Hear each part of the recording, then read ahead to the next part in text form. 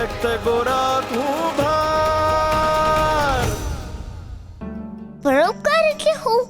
તને કોઈનું દુઃખ સહન ન થાય, તું કાયમ એમની મદદ કરવા માટે પ્રયત્ન કરતો હોય, તું કોઈને દુઃખ અને તકલીફમાં ના જોઈ શકતો હોય, એને પરોપકાર કહેવાય. કોઈ દુઃખી હોય તો એમની પાસે જઈ એમના દુઃખને સમજીને એને દૂર કરવાના પ્રયત્ન કરવાના.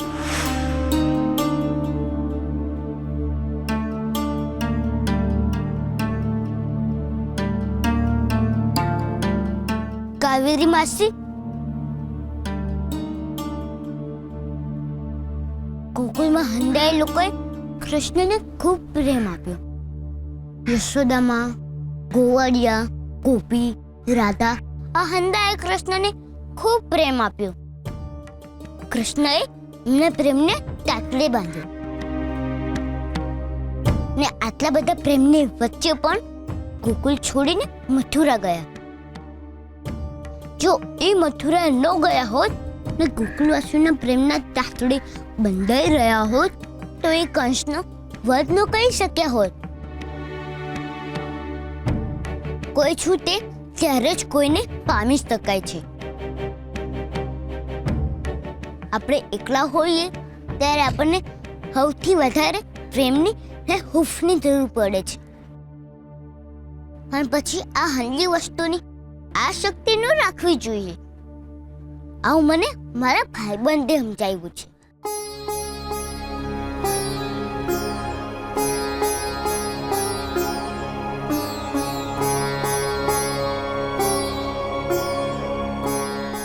બેટા, ભલે ને હું તારી માં નથ, પણ માસી તો ખરી ને.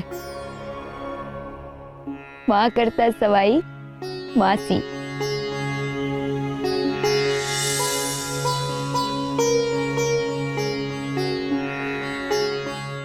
આજ કામ છોડીને જતા ટાણે છે ને ગોરાએ મને બહુ મોટી શીખ આપી છે.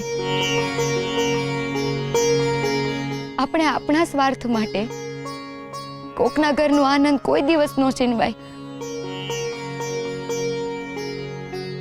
શુરા ભલે ને મારી હારે નો આવે, પણ મને એ ખબર છે શુરા મારી હારે રહે ને એના કરતા વધારે આયા ખુશ રહે.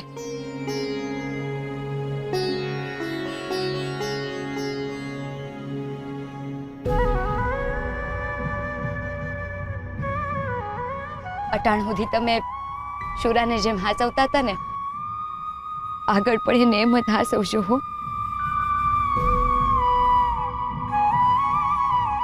મેં તમારી હારે બહુ ખરાબ વર્તન કર્યું છે, તમને બહુ તકલીફ આપી છે. હું તમારી ગુનેગાર છું. શક્ય હોય તો મને માફ કરી દેજો.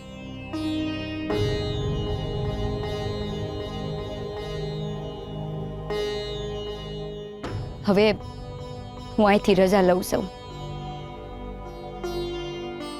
ગોરા, શુરા, ખુશ રહેજો હો ને બહુ તોફાન મસ્તી ન કરતા હો.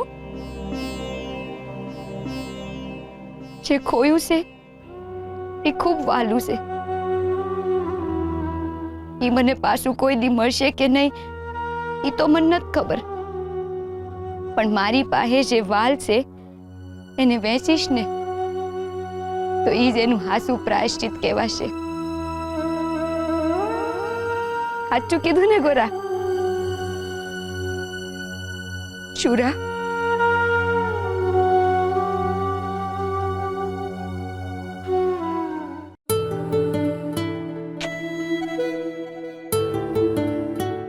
બાપા, કાવેરી માસીને થોડી રીતે મૂકવા જાઉં? હા બેટા, તું ને સુરા છે ને બેસી જાઓ. હા, મારે નથી જવું એમની હારે. ઈ માસી મને એમની હારે લઈ જાય તો? બેટા, કોઈ તને ન લઈ જાય. હા, એ સુરાદર પોક, સુરાદર પોક, સુરાદર પોક. માં, આ જો ને મને ચીડવે છે. ઓય, હું એને ચીડવીશ. એ ગોરા, ખબરદાર જો તે સુરાને ચીડવ્યો છે તો નહીં તો તને ધીબડી નાખીશ.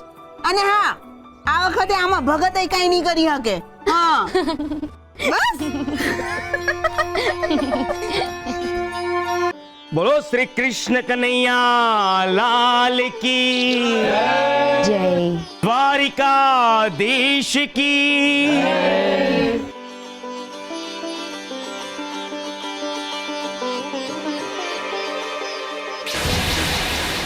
એય! ત્યાં જ ઊભી રહેજે. કાળા કપડાં પહેરેલી વિધવા સ્ત્રીને આ મંદિરમાં પ્રવેશવાની અનુમતિ નથી. અહીંયાથી જ પાછી ચાલી જા. આ કાળા કપડાવાળી છેક મંદિર સુધી પહોંચી ગઈ. હવે તો કૃષ્ણ જ બચાવે આ ગામને. અંધાએ લોકોને અભડાવી નાખ્યા. મારી વાત યાદ રાખજો બેન. આ વિધવાના લીધે આપણા ગામમાં હવે અપશુકન થશે. હે ભગવાન, આ વિધવાના કારણે અમને કોઈ મોટી આફત ના આપતા. જુઓ જુઓ, આ વિધવા છેક મંદિર સુધી પહોંચી ગઈ છે. એ વિધવા, તારામાં લાજ શરમ જેવું કઈ છે કે પછી ગીરવે મૂકી દીધું છે? આ ગામના નીતિ નિયમો ન પાડનારાને આ ગામમાં રહેવાનો કોઈ અધિકાર નથી. નિયમોને સૂળે ચડાવી કાળા કપડાં પહેરીને ખુલ્લેઆમ આ મંદિરના પરિસરમાં ઊભી છે તું.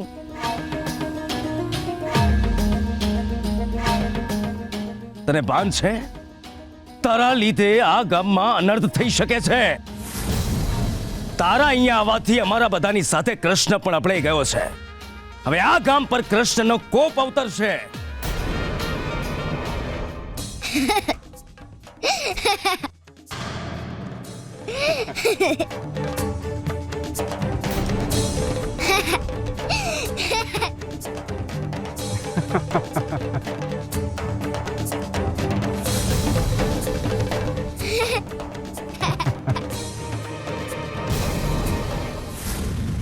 પાપા, મને ખવાય છે.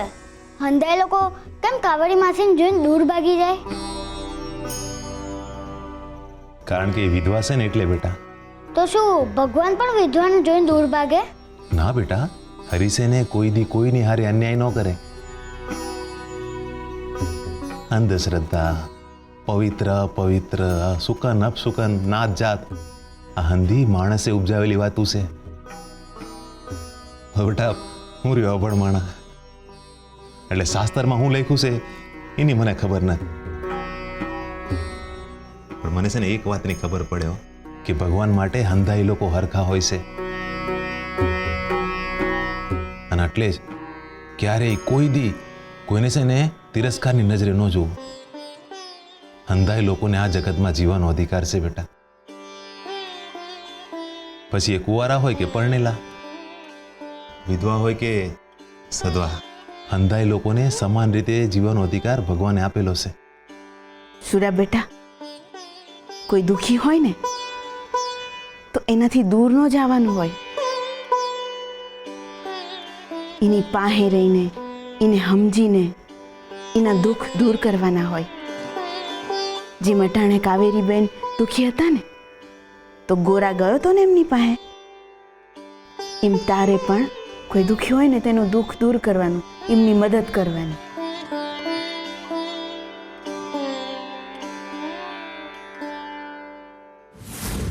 આ વિધવાનો હાથ પકડી હવે ગોરા પણ અભડાઈ ગયો.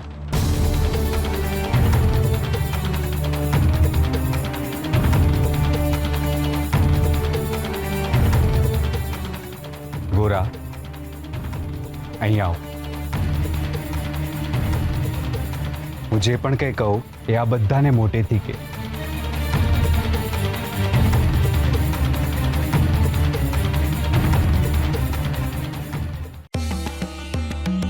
પૂજારી બાપા, મારે તમને એક સવાલ પૂછવો છે.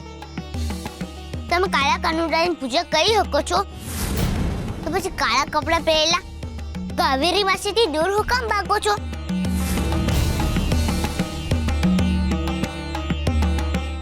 કૃષ્ણ તો કાળા જ છે.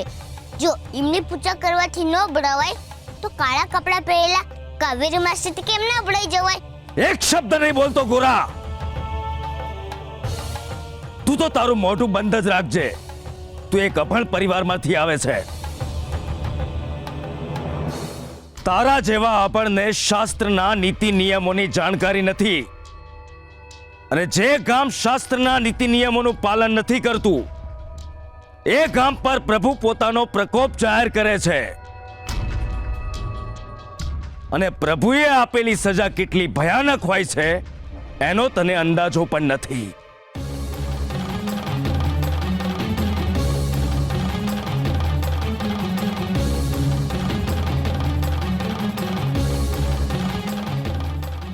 જય બાપા, હું ભલે અભણ રહ્યો પણ તમારા શાસ્ત્રનું નામ તો કયો, જેમાં કૃષ્ણએ લખેલું હોય કે કાળા કપડા પહેરેલી વિધવાને મંદિરમાં પ્રવેશ ન. મને થોડું થોડું વાંચતા આવડે છે, મારે વાંચવું છે શાસ્ત્ર.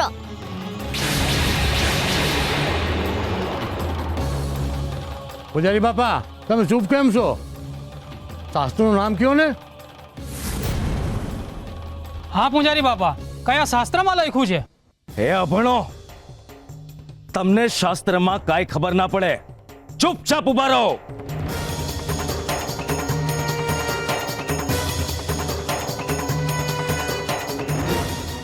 જય બાપા, હવે અમને અભણોને અંધોએ સમજાઈ ગયું છે.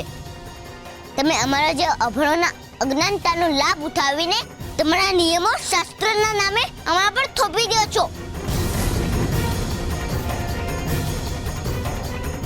આ શું બોલી રહ્યો છે એનું તને ભાન છે?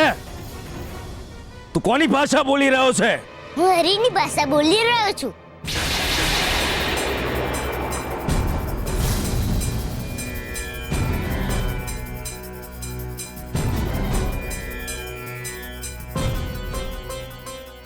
હા પૂજારી બાપા, તમે જેમ કીધું એમ વિધવા મંદિરમાં આવે તો અપશુકન થાય. તો અતાને લગે હંધાઈને મરી જ જવું જોઈએ, પણ કોઈને કાંઈ ન થયું. હે મૂર્ખ, અપશુકન ધીરે ધીરે થાય છે અને જ્યારે અપશુકન થાય ને ત્યારે બહુ ભયાનક પરિણામ આપે. એ કોઈ પણ પ્રકારે થઈ શકે છે. ક્યારેક કોકની આંખ ચાલી જાય, ક્યારેક કોકની વાચા ચાલી જાય, ક્યારેક કોકના ઘરે આગ પણ લાગી શકે છે, કે પછી ક્યારેક કોઈકનું મૃત્યુ પણ થઈ શકે છે.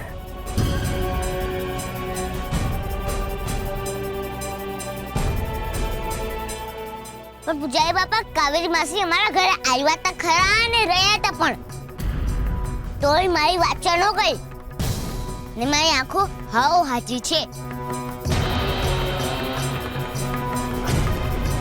ને મારા ઘરે આગે ન જ લાગી. કાવેરી માસીને તમારા ઘરે એકવાર બોલાવીને ચકાસી જોજો, તમને કઈ નહીં થાય. કાવેરી મારા ઘરે આવી ગઈ છે.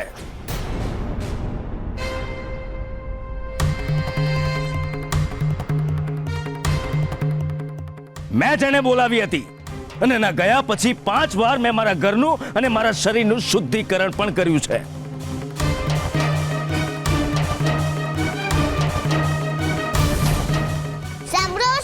સાંભળો બધા, પૂજારી બાપા આખા ગામમાં વિધવાને બોલાવવાની ના પાડે છે ને એક જાતે જ કાવેરી માસીને ઘરે બોલાવે છે.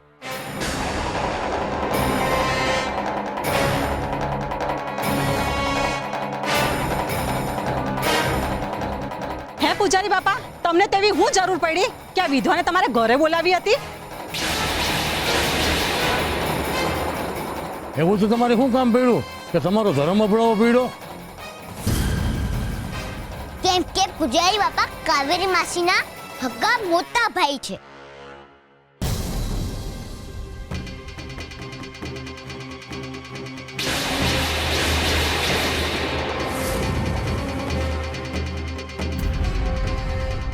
અને એ વાત હટાડવા માટે પૂજારી બાપાએ કાવેરી માસીને ઘરે બોલાવ્યા હતા. હવે તમે જ કયો, વિધવાને નજીક આવવાથી અપશુકન થતા હોત તો પૂજારી બાપા એમને ઘરે બોલાવત?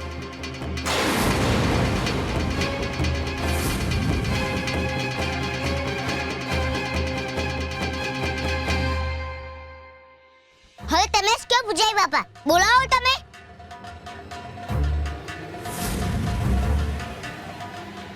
લ્યો, એનો મતલબ એ થયો ને, આ પૂજારી બાપા શાસ્ત્રના નામે આપણે હંધાઈને મૂર્ખ બનાવે છે. શાસ્ત્રોના નામે બધાના મગજમાં ખોટી વાતો નાખી દીધી એટલે આપણે હંધાય એમની વાતોમાં આવી ગયા.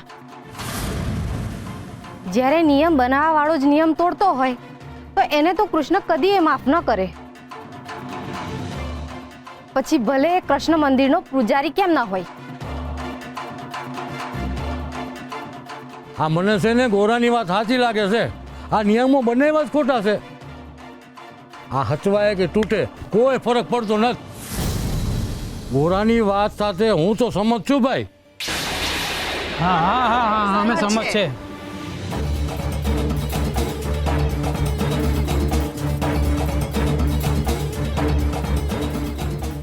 તો પછી હવે વિધવાના આબરશેઠનો નિયમ રદ ને. હવે રથ તો પછી હવે વિધવાને મંદિરમાં પ્રવેશવાની અનુમતિ આપવાની ને. હા, આપવાની આપવાની.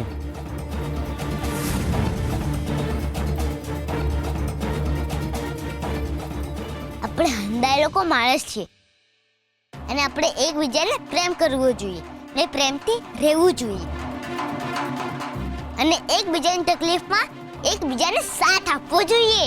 આ ગોરાની વાત હાવ સાચી છે.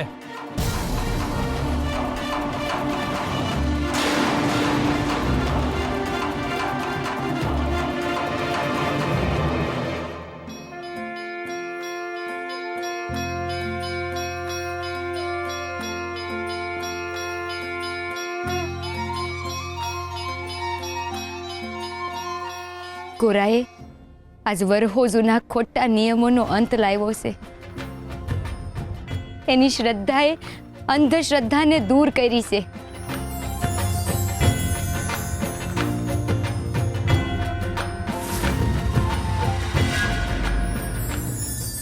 સામનો જ્ઞાન અને જાણકારી વચ્ચે બહુ મોટો ફરક હોય છે. ઘણા લોકો પોતાની પાસે રહેલી જાણકારીને એમનું જ્ઞાન સમજતા હોય છે. શાસ્ત્રો વાંચીને માત્ર જાણકારી મળે છે, પણ એનો અમલ કરવો, એમાં બતાવેલા રસ્તા પર ચાલીને અન્યનું કલ્યાણ થઈ શકે તો એ જ્ઞાન છે.